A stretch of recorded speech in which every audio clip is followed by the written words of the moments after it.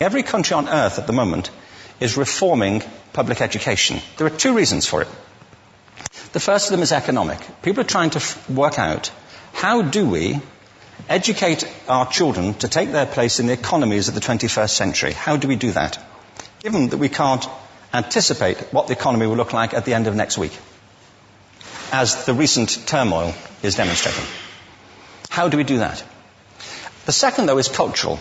Every country on earth is trying to figure out, how do we educate our children so they have a sense of cultural identity and so that we can pass on the cultural genes of our communities while being part of the process of globalization. How do we square that circle? The problem is they're trying to meet the future by doing what they did in the past. And on the way, they're alienating millions of kids who don't see any purpose in going to school. When we went to school, we were kept there with a story, which is if you worked hard and did well and got a college degree, you would have a job. Our kids don't believe that. And they're right not to, by the way. You're better having a degree than not, but it's not a guarantee anymore. And particularly not if the route to it marginalizes most of the things that you think are important about yourself. Some people say we have to raise standards as if this is a breakthrough. You know, like, really, yes, we should. Why would you lower them? You know, I mean, I haven't come across an argument that persuades me of lowering them. But raising them, of course we should raise them. The problem is that the current system of education was designed and conceived and structured for a different age. It was conceived in the intellectual culture of the Enlightenment and in the economic circumstances of the Industrial Revolution. Before the middle of the 19th century, there were no systems of public education. Not really. I mean, you could get educated by Jesuits, you know, if you had the money. But public education, paid for from taxation, compulsory to everybody and free at the point of delivery, that was a revolutionary idea. And many people objected to it. They said it's not possible for many street kids, working class children, to benefit from public education. They're incapable of learning to read and write, and why are we spending time on this? So there's also built into it a whole series of assumptions about social structure and capacity. It was driven by an economic imperative of the time, but running right through it was an intellectual model of the mind, which was essentially the Enlightenment view of intelligence. That real intelligence consists in the capacity for a certain type of deductive reasoning and a knowledge of the classics originally, what we come to think of as academic ability. And this is deep in the gene pool of public education, that there are really two types of people, academic and non-academic, smart people and non-smart people.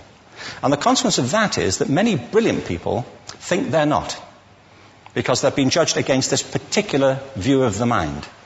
So we have twin pillars, economic and intellectual. And my view is that this model has caused chaos in many people's lives. It's been great for some. There have been people who have benefited wonderfully from it. But most people have not. Instead, they suffer this. This is the modern epidemic, and it's as misplaced and it's as fictitious. This is the plague of ADHD. Now, this is a map of the incidence of ADHD in America, or prescriptions for ADHD. Don't mistake me here. I don't mean to say there is no such thing as attention deficit disorder. I'm not qualified to say if there is such a thing. I know that a great majority of psychologists and paediatricians think there is such a thing. But it's still a matter of debate. What I do know for a fact is it's not an epidemic. These kids are being medicated as routinely as we had our tonsils taken out. And on the same whimsical basis, and for the same reason, medical fashion. Our children are living in the most intensely stimulating period in the history of the earth. They're being besieged with information and calls for their attention from every platform, computers, from iPhones, from advertising holdings, from hundreds of television channels. And we're penalizing them now for getting distracted. From what? Boring stuff. At school, for the most part. It seems to me it's not a coincidence totally that the incidence of ADHD has risen in parallel with the growth of standardized testing. Now, these kids are being given Ritalin and Adderall and all manner of things, often quite dangerous drugs, to get them focused and calm them down. But according to this, attention deficit disorder increases as you travel east across the country. People start losing interest in Oklahoma.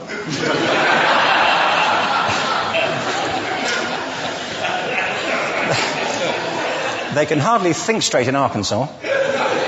And by the time they get to Washington, they've lost it completely.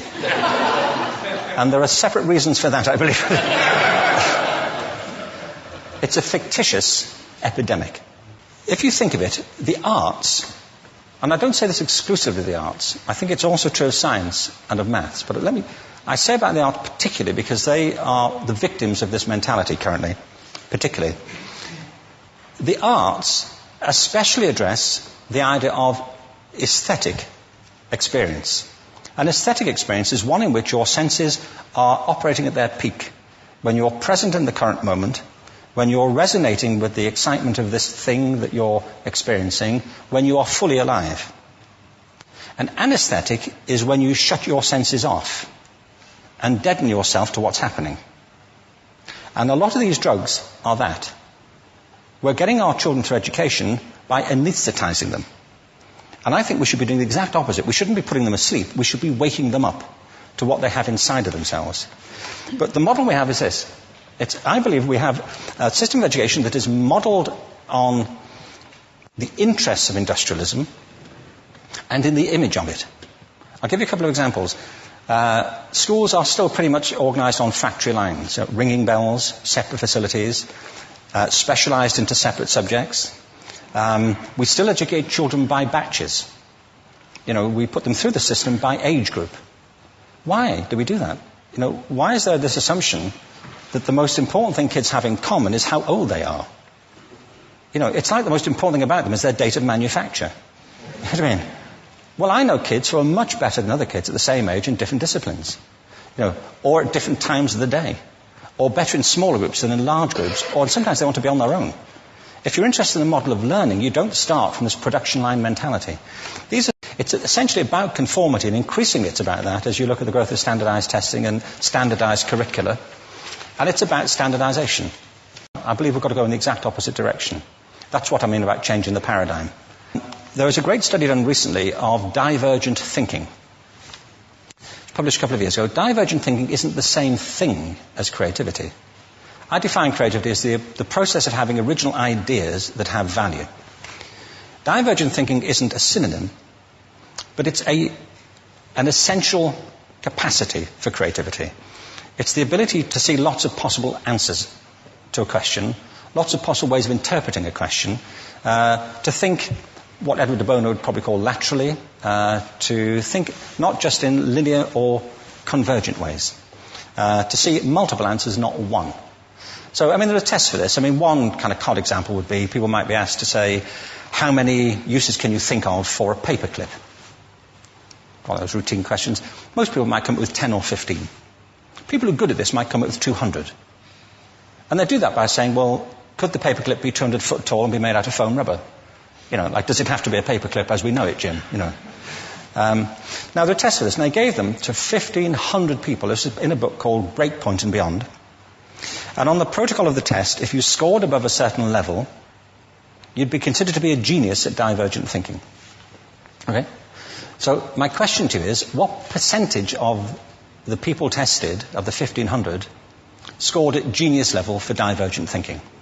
Now, you need to know one more thing about them. These were kindergarten children. So what do you think? What percentage at genius level?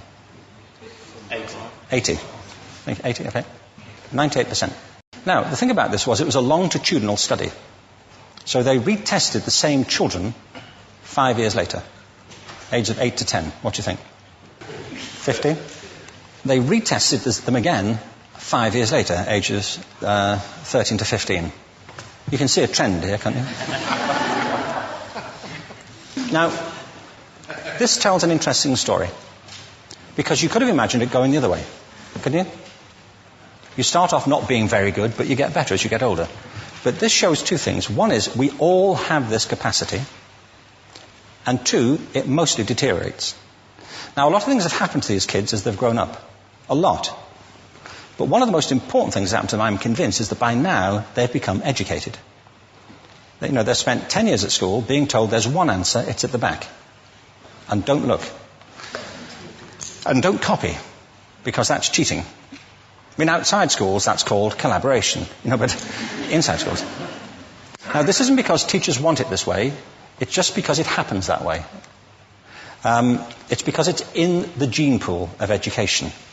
We have to think differently about human capacity. We have to get over this old conception of academic, non-academic, abstract, theoretical, vocational, and see it for what it is, a myth. Secondly, we have to recognize that most great learning happens in groups, that collaboration is the stuff of growth. If we atomize people and separate them and judge them separately, we form a kind of disjunction between them and their natural learning environment. And thirdly, it's crucially about the culture of our institutions, the habits of the institution and the habitats that they occupy.